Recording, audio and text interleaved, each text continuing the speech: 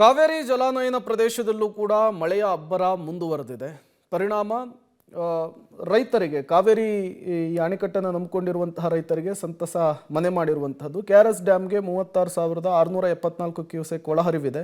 ಕ್ಷಣಕ್ಕೂ ಕೂಡ ಹೆಚ್ಚಾಗ್ತಾ ಇದೆ ಕೆಆರ್ಎಸ್ನ ನೀರಿನ ಮಟ್ಟ.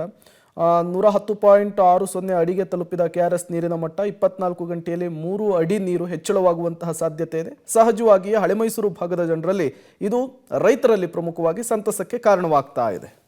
ಕಾವೇರಿ ಜಲಾನಯನ ಪ್ರದೇಶದಲ್ಲಿ ಮಳೆ ಕೂಡ ಹೆಚ್ಚಾಗ್ತಾ ಇದೆ. ಅದೇ ರೀತಿಯಾಗಿ ಹಳೆ ಮೈಸೂರು ಭಾಗದ ಜೀವನಾಡಿಯಾಗಿರುವಂತಹ ಕೆಆರ್ಎಸ್ ಅಣೆಕಟ್ಟೆಯ ನೀರಿನ ಮಟ್ಟ ಕೂಡ ಹೆಚ್ಚಾಗ್ತಾ ಇರುವಂತದ್ದು.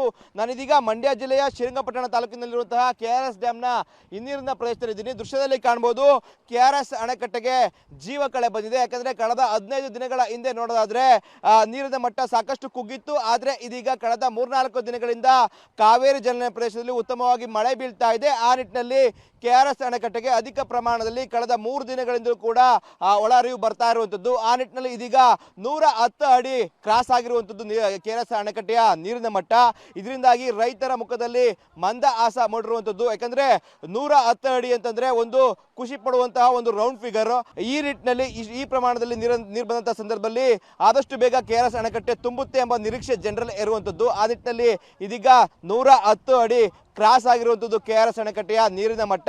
ಇದರಿಂದಾಗಿ ಕೆಆರ್ಎಸ್ ಅಣೆಕಟ್ಟೆಯ ಹಿನ್ನೀರಿನ ಪ್ರದೇಶವನ್ನ ನೋಡಿದ್ರೆ ಎಲ್ಲಿ ನೋಡ್ರು ಕೂಡ ನೀರು ಕಾಣ್ತಾ ಇರುವಂತದ್ದು.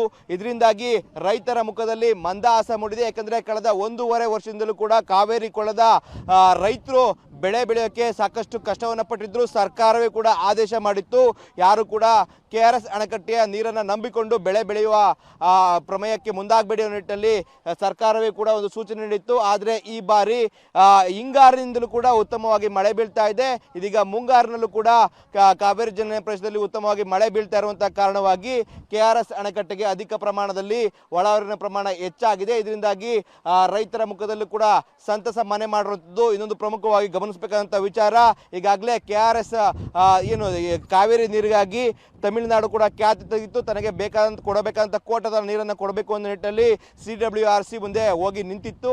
ಆದರೆ ಇದೀಗ ಸರ್ಕಾರಕ್ಕೆ ಒಂದು ರೀತಿಯಾಗಿ ತ್ರಿಶಂಕು ಸ್ಥಿತಿಯಲ್ಲಿ ಸರ್ಕಾರ ಇತ್ತು.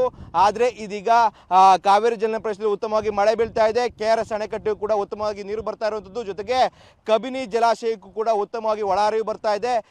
ಇದರಿಂದಾಗಿ ತಮಿಳುನಾಡು ಏನು ಖ್ಯಾತಿ ತೆಗೆದಿತ್ತು ಅದನ್ನ ನಿರೀಕ್ಷೆಗೂ ಮೀರಿದಂತೆ ಅವ್ರನ್ನ ಫುಲ್ಫಿಲ್ ಮಾಡ್ಬೋದು ಅನ್ನೋ ನಿಟ್ಟಿನಲ್ಲಿ ಕಾಣ್ತಾ ಇದೆ. ಯಾಕಂದ್ರೆ ಕಳೆದ 2 ವರ್ಷಗಳ ಹಿಂದೆ ಕೆಆರ್ಎಸ್ ಡ್ಯಾಮ್ 2 ಬಾರಿ ತುಂಬಿತ್ತು. ಜೊತೆಗೆ ತಮಿಳುನಾಡು ಏನಿಗೆ ಅಧಿಕ ಪ್ರಮಾಣದಲ್ಲಿ 1 ಡಬಲ್ ನೀರನ್ನು ತಮಿಳುನಾಡಿಗೆ ಕೊಡಲಾಗಿತ್ತು. ಆಗ ಯಾವುದೇ ರೀತಿಯ ಸಮಸ್ಯೆ ಎದುರಾಗಿರಲಿಲ್ಲ. ಇದೀಗ ಕಳೆದ 1.5 ವರ್ಷದಿಂದಲೂ ಕೂಡ ತಮಿಳುನಾಡಿನ ಸಮಸ್ಯೆ ಎದುರಾಗಿತ್ತು.